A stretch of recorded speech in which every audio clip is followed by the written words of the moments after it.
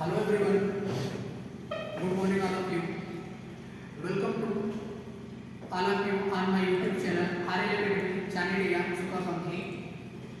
आज हम today I will discuss 20 important questions for your upcoming examinations are of UP board.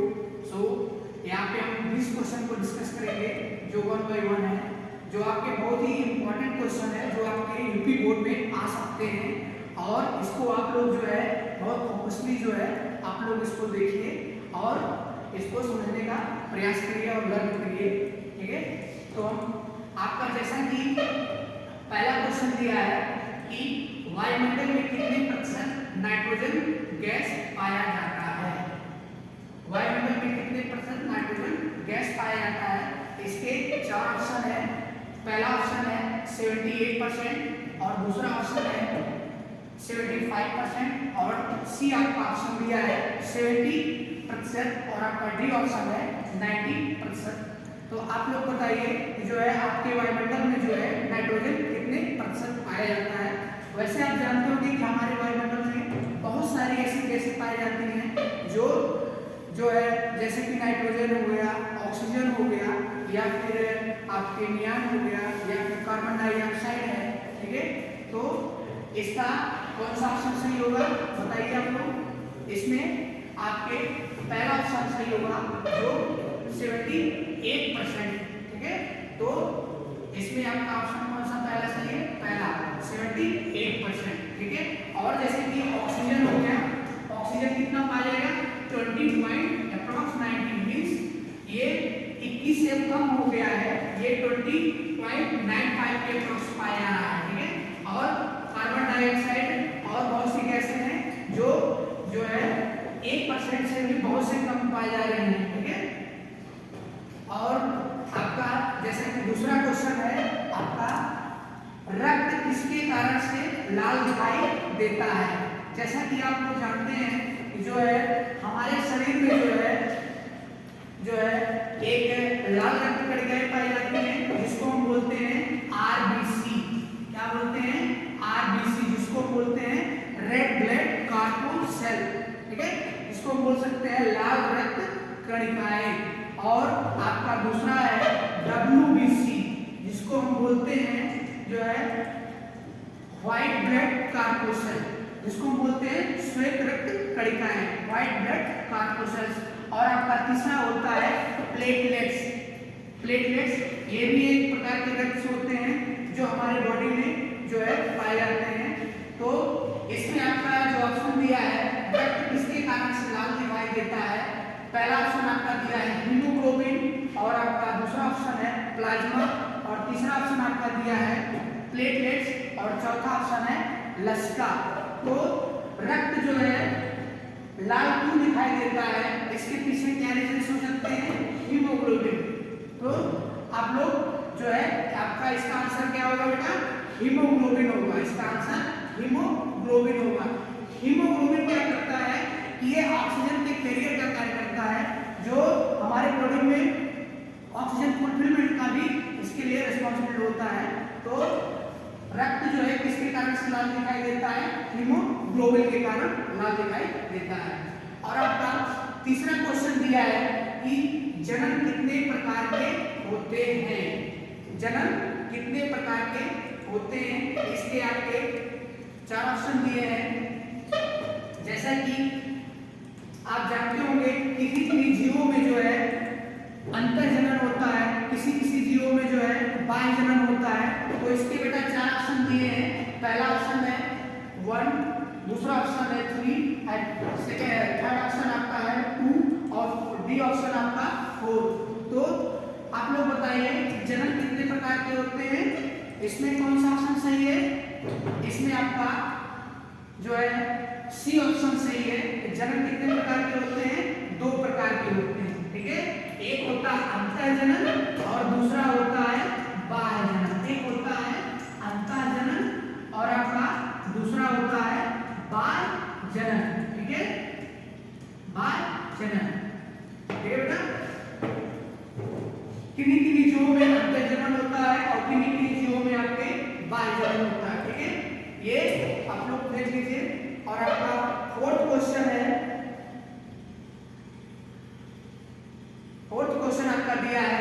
मानव हृदय में कितने कोष पाए जाते हैं, मानव हृदय में कितने कोष पाए जाते हैं, इसमें दिया है। इसके 4 ऑप्शन दिए हैं, 5 और आप पहला ऑप्शन इसके 5 है और दूसरा ऑप्शन आपका है 3 और इसका सी ऑप्शन है 4 और डी ऑप्शन है 6। तो आप लोग बताइए जो है मानव हृदय में कितने कोष पाए जाते हैं। ठीक है, आप जानते होंगे कि हृदय जो होता है, मनुष्य का जो हृदय होता है वो यहाँ पे होता है, आपका 75% हृदय आपके जो है आपके लेफ्ट साइड में होता है। ठीक है, तो मानव का हृदय जो है कितने कोष पाए जाते हैं, इसके 4 ऑप्शन है। आप लोग बताइए इसमें कौन सा ऑप्शन सही है। इसमें आपका पहला ऑप्शन दिया है 5 और आपका सी ऑप्शन दिया है 4 और आपका बी ऑप्शन दिया है 3 और आपका डी ऑप्शन दिया है 6। तो आप लोग बताइए मानव हृदय में कितने कोष पाए जाते हैं।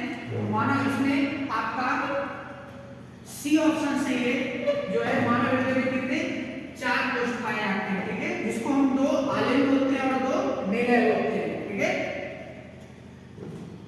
और आपका 5वां क्वेश्चन है, निम्न में से किसका उपयोग फल पकाने में किया जाता है। ठीक है, निम्न में से किसका उपयोग फल पकाने में किया जाता है। इसके आपके 4 ऑप्शन दिए हैं, पहला है ऑक्सिन, दूसरा है साइटोकाइनेट और तीसरा ऑप्शन आपका दिया है एथिलीन और आपका चौथा ऑप्शन दिया है जिब्रेलिन। जैसा कि आप लोग जानते हैं कि ये जो आपके हार्मोन्स होते हैं, बहुत सारे हार्मोन्स ऐसे होते हैं जो एक तरीके से ये कार्बनिक पदार्थ होते हैं जो आपके पौधों में पाए जाते हैं। उसमें तो कोई हार्मोन ऐसा होता है जो सेल के डेवलपमेंट में, सेल के ग्रोथ में रिस्पॉन्सिबल होता है और कुछ ऐसे हार्मोन्स होते हैं जैसे कि साइटोकाइनेट हो गया या एथिलीन है या जिब्रेलिन है और ऑक्सिन है। लेकिन आपका यहाँ क्वेश्चन दिया है कि निम्न में से किसका उपयोग फल पकाने में किया जाता है। तो आप लोग बताइए जो है ऐसा कौन सा हार्मोन है जिसको हम फल पकाने में जो है रिस्पॉन्सिबल होता है। तो इसमें आप लोग बताइए जो है कौन सा हार्मोन होगा। इसमें 4 ऑप्शन दिए हैं आपके, तो इसमें आपका सी ऑप्शन सही होगा एथिलीन। एथिलीन एक ऐसा हार्मोन होता है जो फल पकाने में रिस्पॉन्सिबल होता है। ठीक है, और आपके जैसे कि साइटोकाइनेट, साइटोकाइनेट क्या है, ये जो है सेल ग्रोथ में इंपॉर्टेंट होता है। कहाँ पे, सेल ग्रोथ में इंपॉर्टेंट होता है। ठीक है, और जिब्रेलिन आपका हो गया, इसका भी एक इंपॉर्टेंट रोल होता है।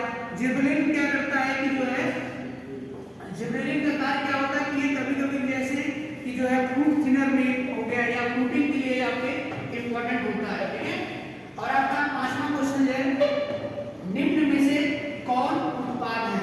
ठीक है, इसमें आपके 4 ऑप्शन दिए हैं, निम्न में से कौन सा उत्पाद है।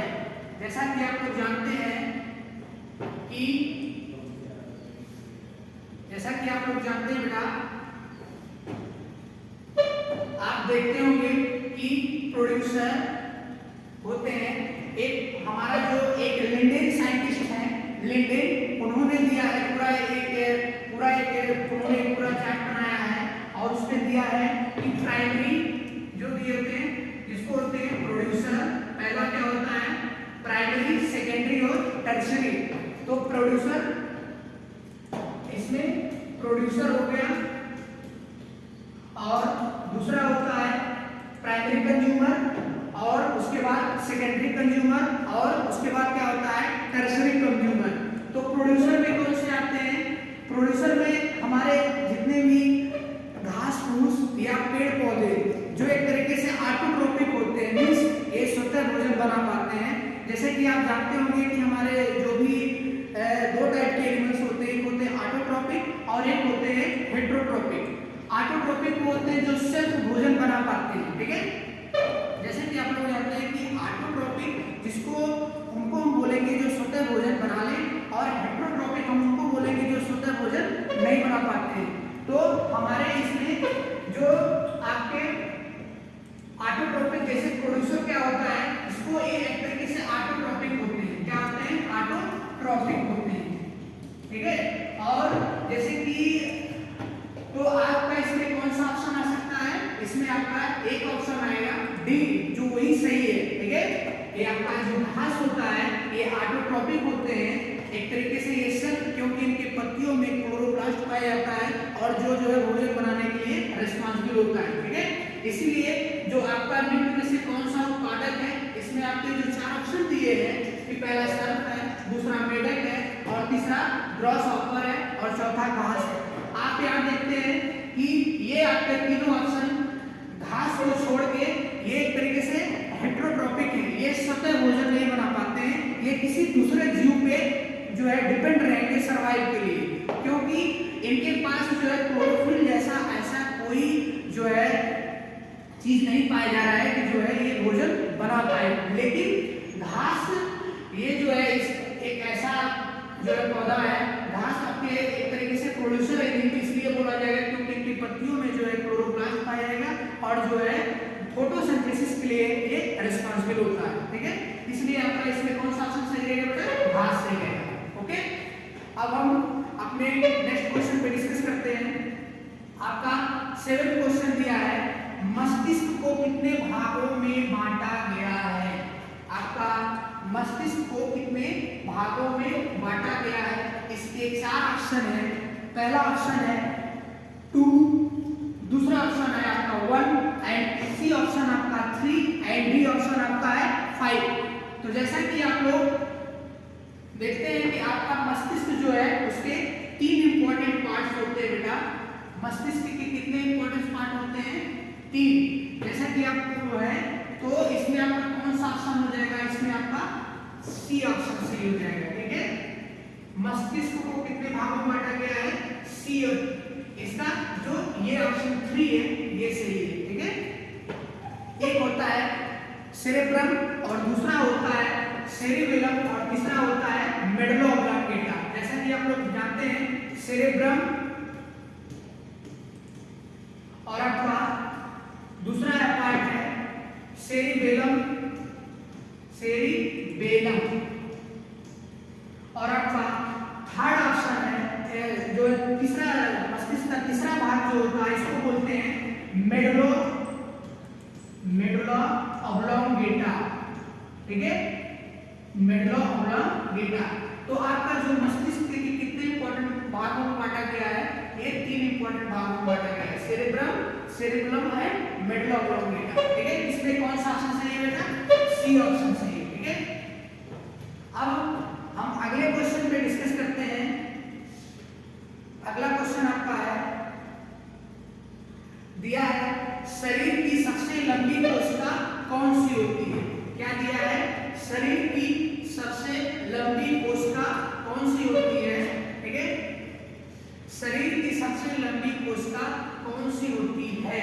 इसमें जैसा कि आप जानते हैं आपके शरीर में बहुत से डिफरेंट टाइप के सेल्स पाए जाते हैं। There are different type of cells which is found in your bodies.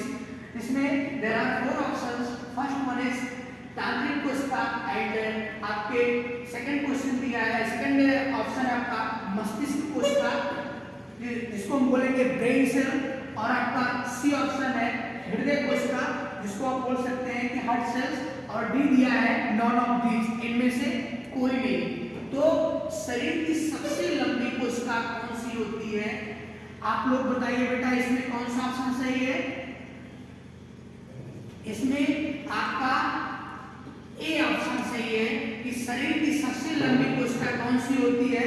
शरीर की सबसे लंबी कोशिका होती है तांत्रिक कोशिका, ठीक है। इसमें आपका पहला ऑप्शन सही है, ठीक है। शरीर की सबसे लंबी कोशिका कौन सी होती है, ये तांत्रिक कोशिका होती है, ठीक है। अब हम अगले क्वेश्चन की बात करते हैं, ठीक है। अगला क्वेश्चन आपका है,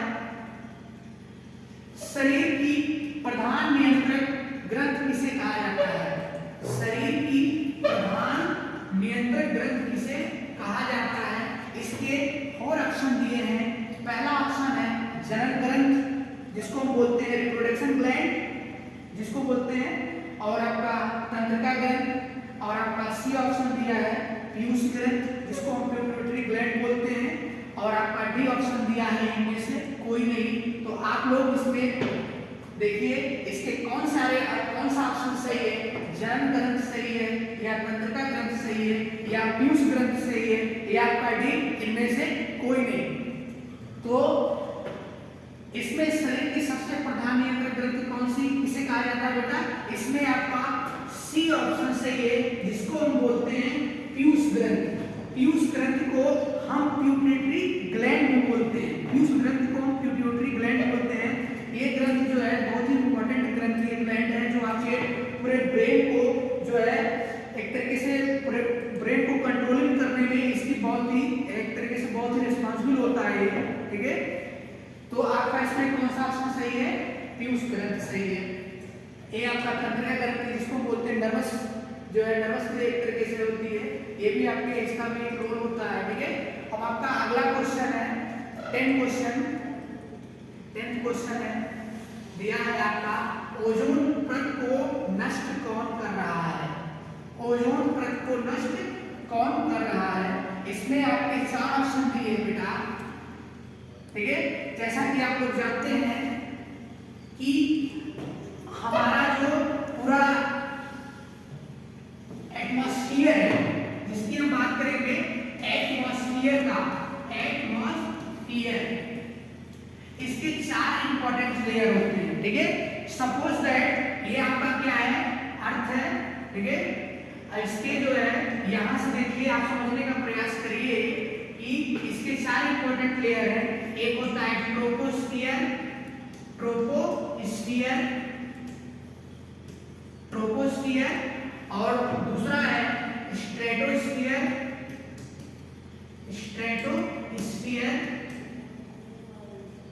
और आपका तीसरा है मेसोस्फियर,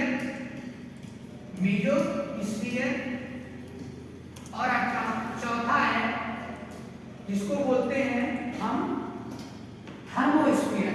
आपका चौथा क्या है, थर्मोस्फियर,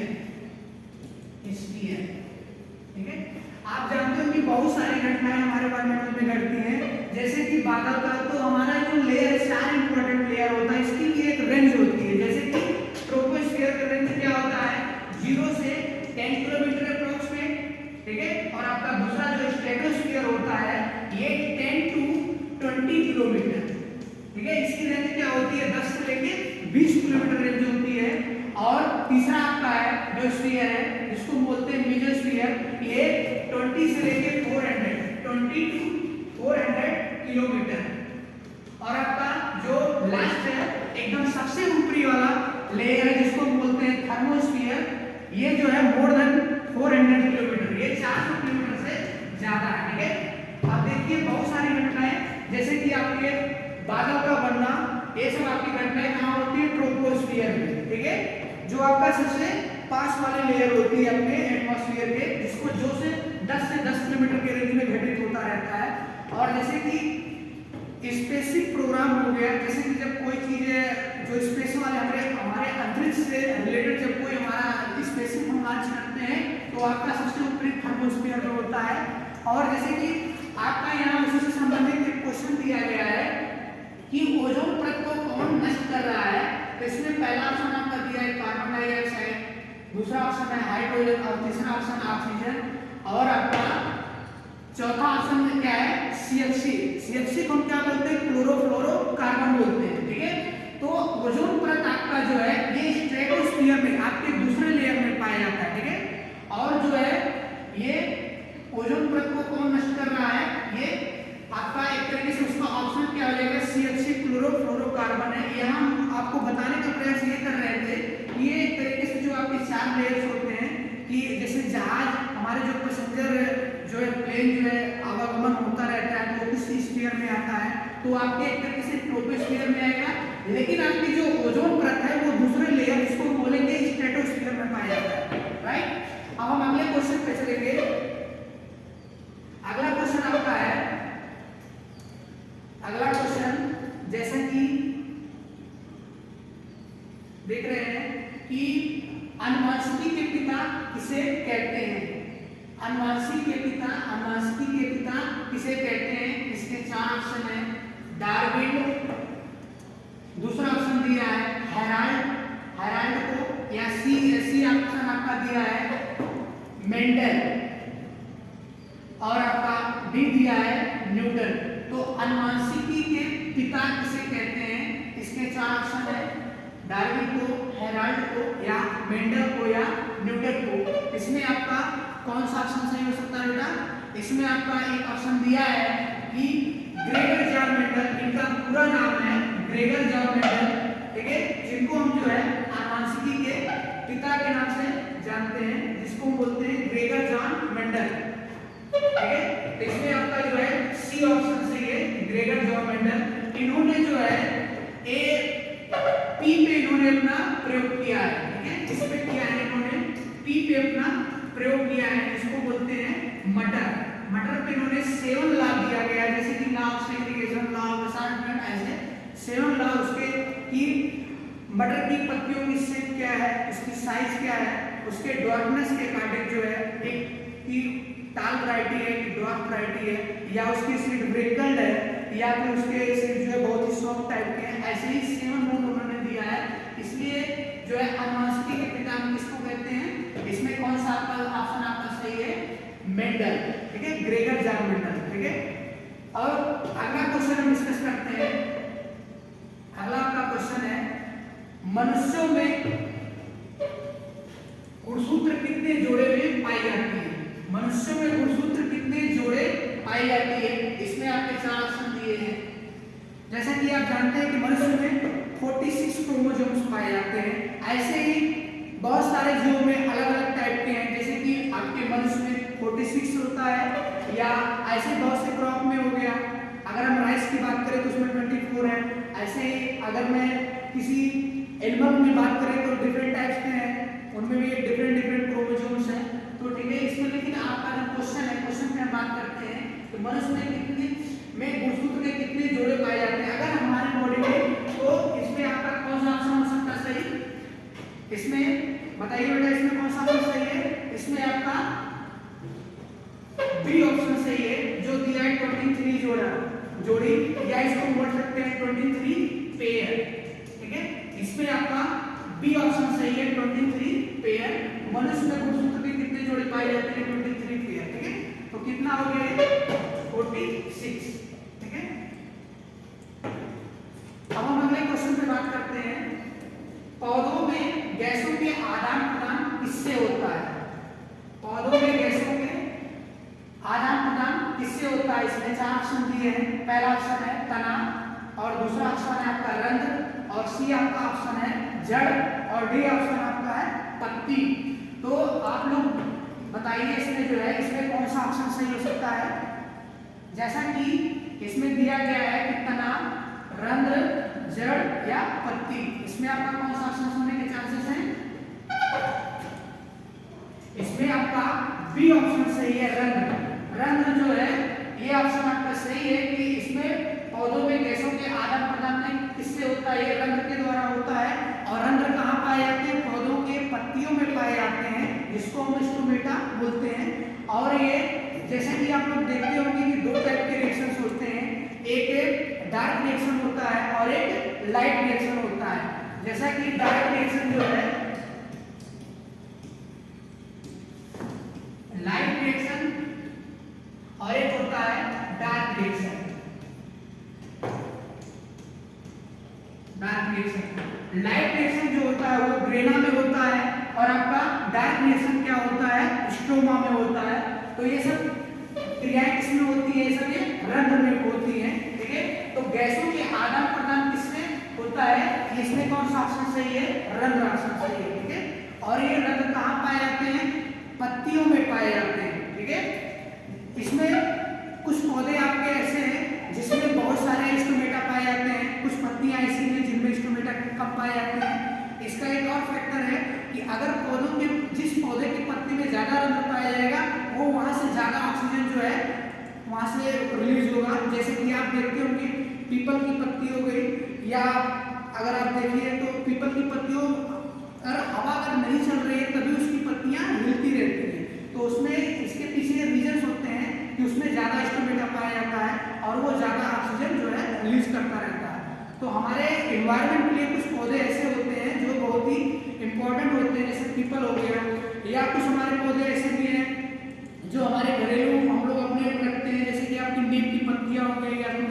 समस्या हो गई, जिससे कुछ इंपॉर्टेंट फ्लेवर्स भी आते हैं जो बहुत इंपॉर्टेंट होता है।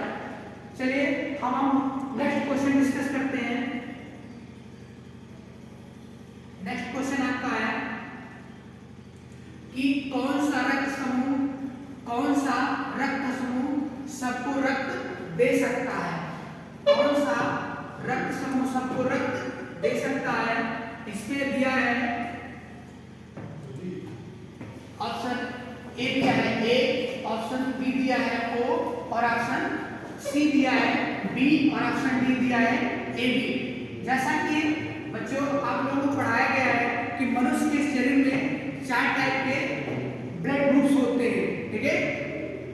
आपके शरीर में 4 टाइप के ब्लड ग्रुप्स हैं, एक ए और एक बी। जैसे कि ब्लड ग्रुप ए हो गया, ब्लड ग्रुप बी, और ब्लड ग्रुप ए बी, और ब्लड ग्रुप ओ। इसमें आपका जो 4 ऑप्शन दिया है कि रक्त समूह सबको कौन सा है, जो रक्त समूह है, कौन सा रक्त समूह सबको रक्त दे सकता है, इसमें आपका कौन सा ऑप्शन सही है? इसमें आपका ऑप्शन बी है, जिसको जो आपका ब्लड ग्रुप ओ है, ये जो है सबको रक्त दे सकता है। इसीलिए जो है ब्लड ग्रुप ओ को हम क्या बोलते हैं? डोनर बोलते हैं। और आपका ब्लड ग्रुप ए बी जो होता है, ये वाला ऑप्शन जो होता है, इसको हम क्या बोलते हैं? एक्सेप्टर बोलते हैं, ठीक है? ठीक है, तो आपका इसमें कौन सा ऑप्शन सही है? इसमें ऑप्शन बी सही है कि ओ जो होता है ऐसा ब्लड ग्रुप है जो है सबको रक्त दे सकता है, ठीक है? ये डोनेट करता है, इसलिए इसको बोलते हैं डोनर बोलते हैं, ठीक है? अब हम अगले क्वेश्चन पे डिस्कस करते हैं कि आपका जो 5th क्वेश्चन है, मनुष्य का सबसे करीबी संबंधी कौन है? मनुष्य का सबसे करीबी संबंधी कौन है? इसमें आपके 4 क्वेश्चन है। तो आपका जो 15th क्वेश्चन है बेटा, मनुष्य का सबसे करीबी संबंधी कौन है? इसके 4 ऑप्शन है।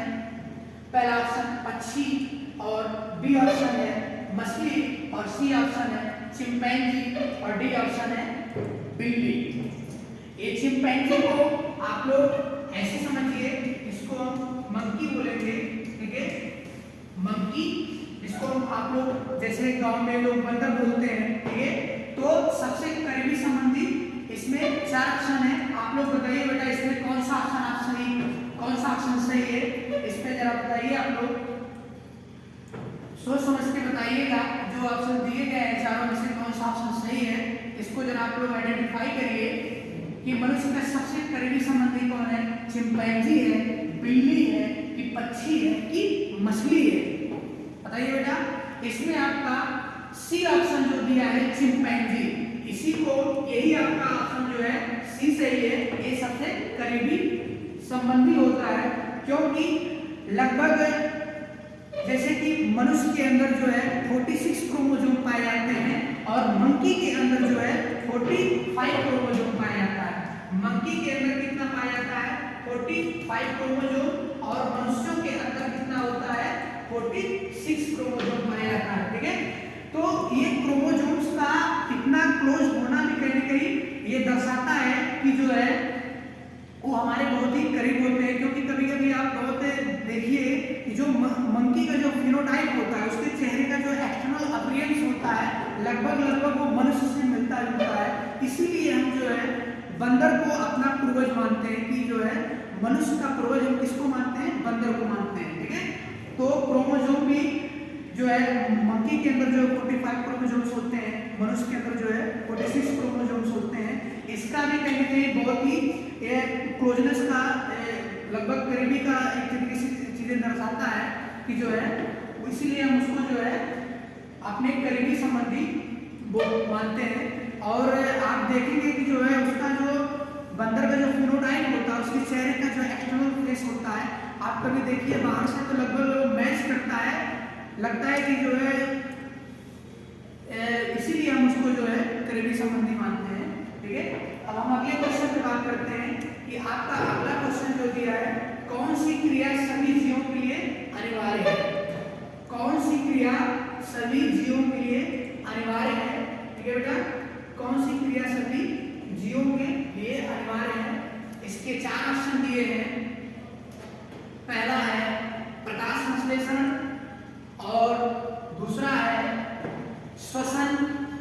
तीसरा है वाष्पोत्सर्जन और आपका डी सम ऑप्शन दिया है चलन।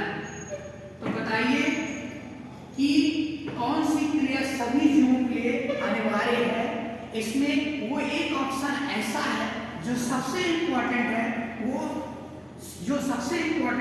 और वो सारे जीव करते हैं, जो अगर उसके ऑप्शंस में वो जीव जिंदा नहीं रह सकता है, उसके सर्वाइवल के लिए प्रॉब्लम हो जाएगा। तो एक ऑप्शन कौन सा ऐसा है बेटा कि इसमें सबसे इम्पोर्टेंट है और वो सभी जीवों के लिए बहुत ही एक तरीके से कंपल्सरी है कि बिना उसके एब्सेंट में वो जो है उसके सर्वाइवल में प्रॉब्लम आ जाएगी। तो इसके कौन से प्रकाश संश्लेषण ऑप्शन एक दिया है और दूसरा ऑप्शन दिया है श्वसन और तीसरा ऑप्शन दिया है वाष्पोत्सर्जन और चौथा ऑप्शन दिया है चलन। जैसा कि आप लोग देखते हैं प्रकाश संश्लेषण, जैसे कि इसमें देखिए बेटा प्रकाश संश्लेषण जो दिया है ये एक तरीके से पौधे ही जो है पौधों में जो है इसकी क्रिया होती है प्रकाश संश्लेषण की। ये जो फोटोसिंथेटिक रिएक्शन होता है वो फोटो प्लांट में ही होता है, बिकॉज प्लांट में ऐसे कुछ पिगमेंट्स पाए जाते हैं जैसे कि क्लोरोप्लास्ट हो गए, ये प्लांट में पाया जाता है, इसीलिए जो है पौधे जो है फोटोसिंथेसिस के थ्रू जो भोजन बना पाते हैं। But in case of human के अंदर जो है कोई ऐसे पिगमेंट्स तो पाए नहीं जाते हैं कि वो किसी प्रकार का जो है फोटोसिंथेसिस कर पाएगा, या हमको सन से जो रे मिल रही है, या हमारे पास ऐसे कोई कंटेंट है जिससे हम क्लोरोफिल के प्रेजेंट में जो है फोटोसिंथेसिस से हम इस प्रकार का भोजन बना पाए। तो आपका जो मनुष्य होता है एक तरीके से हेटेरोट्रॉपिक नेचर का होता है, ठीक है, इसलिए वो कोई भोजन तो बनाएगा नहीं, वो किसी दूसरे जीव पे डिपेंड रहता है जो है वहां से हमको न्यूट्रिएंट मिलेगा। जैसे मनुष्य को वो किसी जो है वेजिटेबल से या किसी मीट्स के थ्रू ही उसको भोजन मिल सकता है, क्योंकि उसके पास ऐसे पौधों की तरह कोई ऐसा चीज नहीं पाया जा रहा है। जैसे पौधे के अंदर क्या है कि क्लोरोफिल पाया जाता है उसकी पत्तियों में, इसीलिए जो है फोटोसिंथेसिस जैसी वो क्रियाएं कर पा रहा है, ठीक है। लेकिन मनुष्यों के अंदर या किसी एनिमल के अंदर ऐसा कोई जीव, ऐसा कोई जो है चीज नहीं पाया, ऐसा कोई जो है हमारे पास ऐसे कोई पिगमेंट्स नहीं पाए जा रहे हैं, ऐसे कोई लवक नहीं पाए जा रहे हैं कि भोजन बना पाएंगे। लेकिन पौधों के अंदर क्या है कि जो है क्लोरोफिल जैसे पिगमेंट्स पाए जाते हैं, इसलिए जो है फोटोसिंथेसिस जैसे एक्टिविटी कर पाते हैं। या फिर वाष्पोत्सर्जन में क्या एक तरीके से जो वाटर का लॉस होता है किसी प्लांट बॉडी से, तो वो सब आपके वाष्पोत्सर्जन में आएगा। चलन में क्या होता है कि जब कोई चीज एक दूसरे स्थान से दूसरे स्थान जो है मूवमेंट कर रही है, लेकिन आपका एक ऑप्शन, आपका बी ऑप्शन ऐसा दिया है जिसको बोलते हैं श्वसन। ठीक है बेटा, श्वसन एक ऐसा है कि जो सारे जीवों के लिए इंपॉर्टेंट होता है। श्वसन के ऑप्शन में जो है अगर हम अभी सांस ना लें या हम अगर ये क्रिया अगर ना करें तो हमारे लिए दिक्कत हो जाएगा, या पौधों के लिए सबके लिए दिक्कत होगा। तो इसमें जो है आपका चौथा ऑप्शन जो दिया है डी ऑप्शन, ये जो है सही है इसमें, क्योंकि श्वसन एक ऐसी क्रिया है जो सभी जीवों के लिए अनिवार्य है, ठीक है। अब हम अगले क्वेश्चन पे बात करते हैं। 17 नंबर क्वेश्चन जो है नर युग्मक एवं मादा युग्मक के संलग्न को क्या कहते हैं। इसके 4 ऑप्शन दिए हैं बेटा। पहला है जाइगोट और दूसरा आपका ऑप्शन है परागकण, तीसरा ऑप्शन आपका है अंकुरण और चौथा आपका ऑप्शन है किण्वन, ठीक है। तो इसमें 4 ऑप्शन है, आप लोग बताइए जो है इसमें कौन सा ऑप्शन सही है। जाइगोट उसको बोलेंगे कि अंकुरण को कहते हैं, या फिर परागण कहते हैं, या फिर किण्वन कहते हैं। तो बताइए इसमें कौन सा ऑप्शन सही है। नर युग्मक एवं मादा युग्मक के संलग्न को क्या कहते हैं। जाइगोट बोलेंगे या फिर परागण बोलेंगे या फिर क्या बोलेंगे।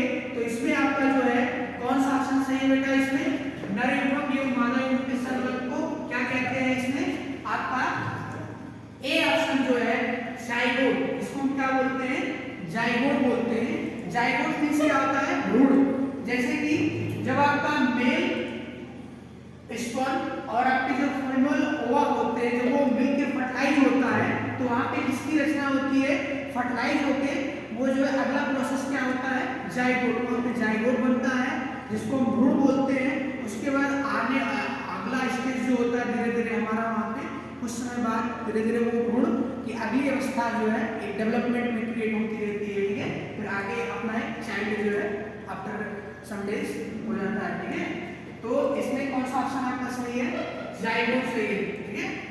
आपका कौन सा ऑप्शन सही है? ए ऑप्शन सही है, जाइगोट।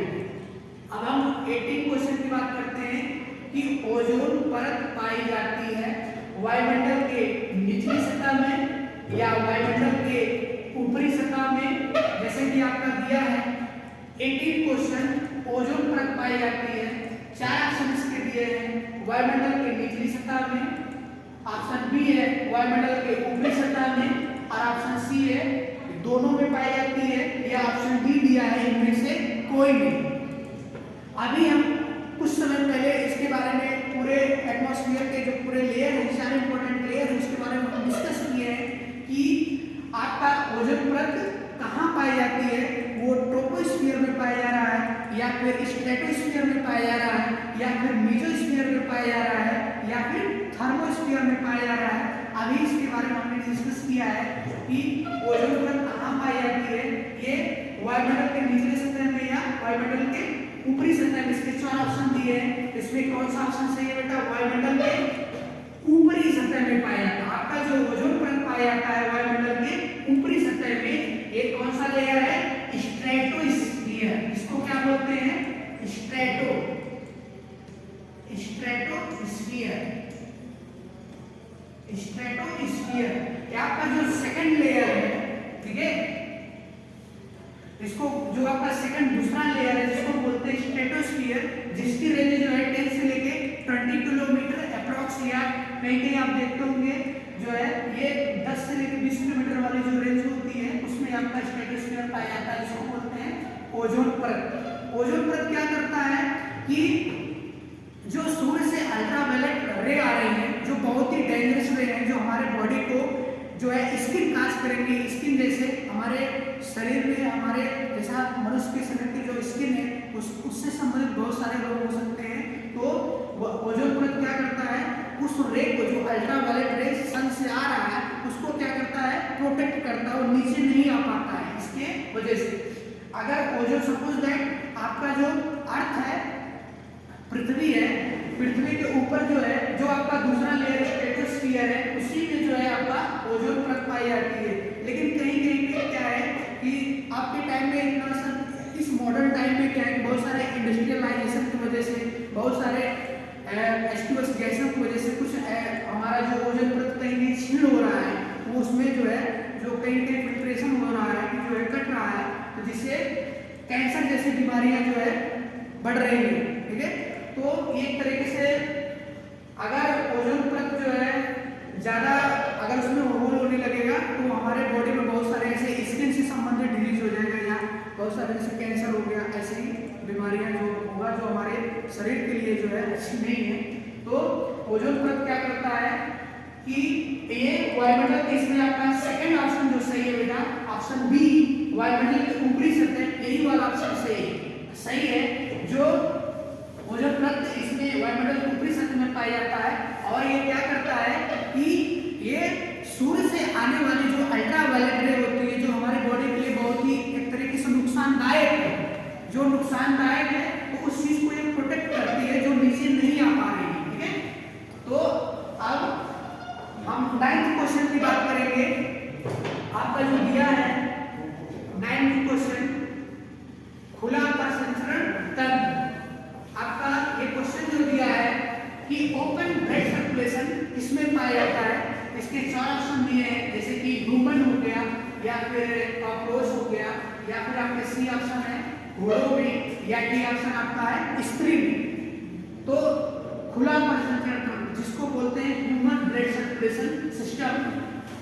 आप जैसे कि जानते हो कि 2 टाइप के ब्लड सर्कुलेशन सिस्टम होते हैं, एक है ओपन ब्लड सर्कुलेशन सिस्टम और दूसरा होता है जो है क्लोज ब्लड सर्कुलेशन सिस्टम।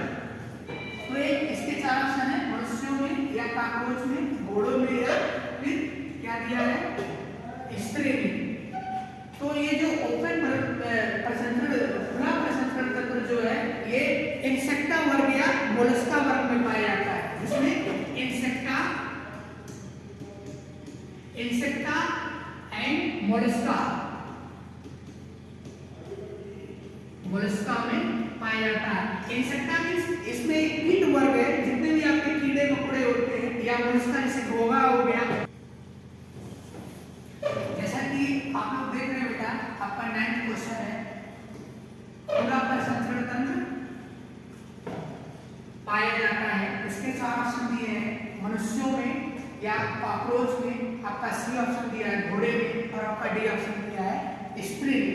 तो आप जानते हैं जैसा कि आपको पढ़ाया गया है कि there are 2 type of blood circulation system, एक ओपन टाइप होता है और सेकंड आपका क्या होता है, क्लोज टाइप का होता है। ठीक है, तो इसमें दिया है open type blood circulation system में खुला प्रसंस्करण तंत्र किसमें पाया जाता है। तो आपके जैसे कि ये इंसेक्टा क्लास में और मोलस्का, ये आपके जो ऐसे जो है इसमें जो है जैसे इंसेक्टा में कौन कौन से आते हैं, कीड़े मकोड़े आते हैं, जैसे कि आपके स्पाइडर हो गया, कॉकरोच हो गया। ठीक है, तो उसमें ये आपके इंसेक्टा क्लास में आएंगे। और मोलस्का में आपके स्नेल आएंगे, जैसे घोंघा हो गया, लीच हो गया। ठीक है, ये सब आपके इसमें मोलस्का में आएंगे। तो इसके 4 इंपॉर्टेंट ऑप्शन दिए हैं, मनुष्यों में या फिर कॉकरोच में, घोड़ों में, स्त्री में। जैसा कि अभी हमने यहाँ पे डिस्कस किया है कि जो है ओपन प्रसंस्करण तंत्र किसमें पाया जाता है, इंसेक्ट क्लास में पाया जाएगा और मोलस्का क्लास में पाया जाएगा, मोलस्का वर्ग में। तो आपका बी ऑप्शन दिया है कॉकरोच में। ठीक है, तो कॉकरोच में क्या पाया जाता है, खुला प्रसंस्करण तंत्र पाया जाता है। कॉकरोच का साइंटिफिक जो नेम होता है इसको बोलते हैं पेरिप्लैनेटा अमेरिकाना। इसका जो साइंटिफिक नेम है इसको बोलते हैं पेरिप्लैनेटा अमेरिकाना। इसका जो है वैज्ञानिक नाम है पेरिप्लैनेटा अमेरिकाना। ठीक है, अब हम बात करते हैं अगले क्वेश्चन की। आपका जो है जैसा कि अगला एंड लास्ट क्वेश्चन आपका है मेंडल। ये क्या है, मेंडल आपका दिया है, मेंडल ने अपने प्रयोगों के लिए किस पौधे को चुना था। मेंडल ने अपने प्रयोग के लिए किस पौधे को चुना था। इसमें 4 ऑप्शन दिए हैं। पहला ऑप्शन आपका है मटर, और आपका बी ऑप्शन है चना, और आपका सी ऑप्शन है गुलाब, और आपका डी ऑप्शन है पपीता। तो आप लोग बताइए बेटा इसमें कौन सा ऑप्शन सही है कि आपके ग्रेगर जॉन मेंडल, ये इनको अभी हम कुछ समय पहले डिस्कस किए हैं कि जो है इनको आनुवंशिकी के पिता बोलते हैं, इनको फादर ऑफ जेनेटिक्स इनको बोला जाता है कि फादर ऑफ जेनेटिक्स कौन है, ग्रेगर जॉन मेंडल। कौन है बेटा, ग्रेगर जॉन मेंडल, जिसको हम बोलेंगे ग्रेगर जॉन मेंडल। ये एक साइंटिस्ट है जिनको आनुवंशिकी के पिता बोला जाता है। इन्होंने जो है इनका रोल जो है बहुत सारे, इन्होंने जो है ब्रीडिंग में इनका बहुत ज़्यादा रोल है, और इन्होंने बहुत सारे ऐसी वैरायटियों पे काम भी किया है। और तो इसमें आपके कौन सा ऑप्शन सही होने के चांसेस हैं बताइए अगर आपको। आपका चना इसमें बी ऑप्शन सही है, सी ऑप्शन सही है, डी है कि ए। इसमें बेटा आपका ए ऑप्शन जो दिया है मटर। ठीक है, ये आपका मटर सही है। इन्होंने जो है मटर पौधे को चुना है क्योंकि मटर एक ऐसा प्लांट है जो एक तरीके से सेल्फ पॉलिनेटेड है, मतलब स्वयं परागित है। और इसमें जो है इन्होंने 7 ला दिया है कि उसके द्वारा के उसके कैरेक्टर 7 कैरेक्टर्स के अकॉर्डिंग जो है इन्होंने, इसीलिए जो है इस पे आसानी से इन्होंने जो है रिसर्च कि इस पे आसानी से हम चीज़ें बता सकते हैं, इसलिए इन्होंने जो है मटर को चुना है। ठीक है, तो उसके शेप के अनुसार, उसके डॉर्कनेस के अनुसार, उसके साइज के अनुसार, ठीक है, कि हमारी टाल वैरायटी भी हो सकती है और हमारी जो है डॉर्क वैरायटी की अकॉर्डिंग जो है, इसलिए इन्होंने जो है मटर को चुना है। इसलिए आपका पहला ऑप्शन जो है ए सही है। ठीक है, तो ये आपके 20 क्वेश्चन जो अभी हमने डिस्कस किया है ये बहुत ही इंपॉर्टेंट है, जो I think it's very full chance for your upcoming examinations of UP board. ठीक है, आप इसको पढ़िए और अच्छे से अपने नोट्स में नोट डाउन करिए और हमारे चैनल को लाइक करिए और सब्सक्राइब करिए। Okay, thank you.